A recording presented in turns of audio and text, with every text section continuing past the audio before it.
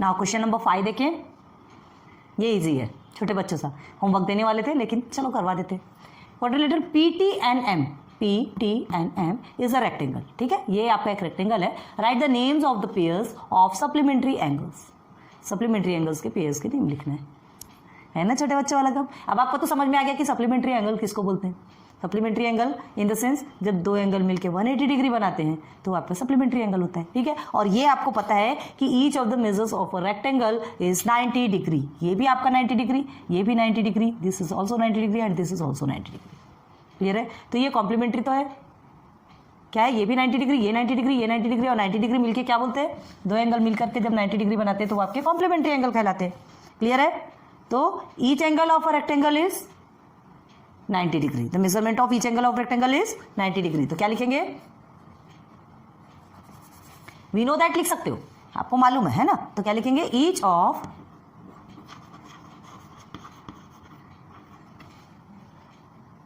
each angle of the rectangle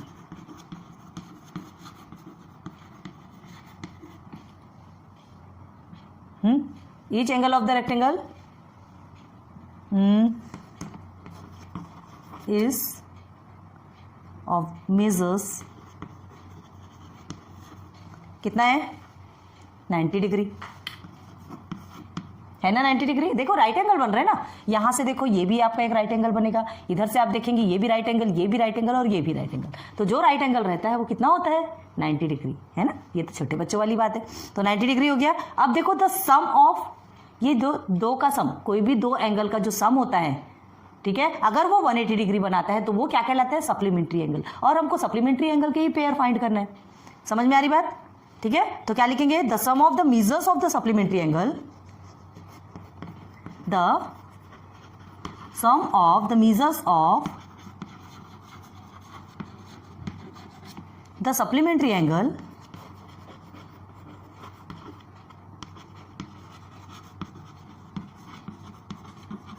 कितना होता है, सप्लीमेंट्री का एंगल का जो सम होता है वो क्या होता है, इज 180 डिग्री, है ना। Complementary 90 degree and supplementary 180 degree, बहुत बार बता चुके, ध्यान दो।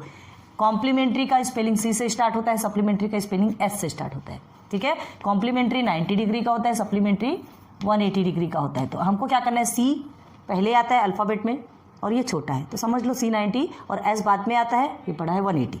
क्लियर हो गया, ये चीज़ को क्या है, छोटे छोटे तरीके से एकदम ट्रिकी याद रखो ना, तो चीज़ें जल्दी याद होती है, ठीक है। यहाँ तक कि समझ में आ गया 180 डिग्री। तो अब हमको करना क्या है, पेयर्स ऑफ द निकालना है।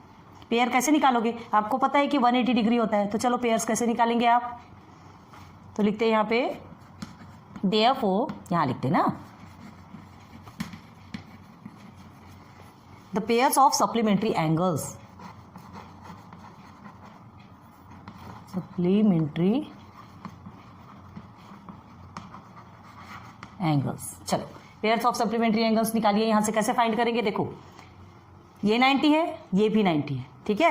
तो लिख सकते हैं हम, नंबर 1 क्या बनेगा, कहीं से भी स्टार्ट करो, एंगल M, ठीक है, एंड एंगल N। फर्स्ट बन गया 90 90 180, ठीक है। एक सिस्टमेटिक लाइन से चलेंगे ना तो आप कंफ्यूज नहीं होंगे, ध्यान रखना। कहीं से भी आड़े टेढ़े बनाएंगे तब आप कंफ्यूज हो जाएंगे, क्योंकि क्या है, कितने बनते हैं, अगर सिस्टमेटिक बनाओगे तो आपके पेयर एकदम इजीली बन जाएंगे। M और N बन गया, अब N और T, ये भी 90 ये भी 90, ठीक है। तो angle N and angle T। Third is ये वाला हो गया T and P, okay, angle T and angle P। ये तो आप हमसे भी स्पीडली बना सकते हैं, बहुत इजी। अब एंगल P एंड M, देखते जाइए, कोई भी चीज़ें डबल नहीं होनी चाहिए। Angle P and angle M, angle P और M तो नहीं बना ना, नहीं बना, MN। अब ये 4 आपके बन गए। अब क्या बन सकता है, ध्यान दो, ये तो बन गए आपके, और कुछ बन सकता है, कंप्लीट हो गया नहीं। देखो ये दोनों भी 90 डिग्री है, ये पेयर बना क्या, M और T का, नहीं बना। M और T ये दोनों भी 90 डिग्री है, तो ये भी क्या बनेगा आपका, सप्लीमेंट्री एंगल बनेगा ना, angle M and angle T, okay. और क्या बन सकता है, एक बता दिए तो दूसरा तो आप खुद से बता सकते हैं, angle P and angle N निकला। अब और कुछ बन सकते हैं पेयर्स, अच्छा आप ये कह सकते हो कि क्या है, M और N लिए, N और M भी बन सकता है, ऐसा बोलेंगे आप, तो ये ऐसा नहीं करना है। एम और एन आपने लिया, एन और एम अगर बनाते मतलब तो एक ही है ना, मतलब एक ही है। कभी भी ध्यान रखो, ये एन और टी बना तो आपने टी और एन कर दिया, टी को आगे कर दिया, एन को पीछे कर दिया, या हमने एम और टी बनाया तो टी और एम और पलट के बना, ऐसा नहीं, दोनों भी एंगल है। एम और टी और एम एक ही तो है। क्लियर है? तो इस तरह से नहीं बनाना है। मेन आपको देखना है कौन कौन से बन रहे हैं, वो बस उतने ही रखना है आपको। जबरदस्ती उसको अलट पलट के और आगे बढ़ाने की जरूरत नहीं है, ज्यादा ढेर होशियारी दिखाना नहीं है। ठीक है, जो मेन है, जो मेन पूछा जा रहा बस उतना ही करना। तो पेयर्स ऑफ सप्लीमेंट्री एंगल्स हमारे 6 बन रहे हैं और यही हमारे आंसर्स हैं। क्लियर है? इसे ज्यादा समझाने की जरूरत तो नहीं है ना, कर लो।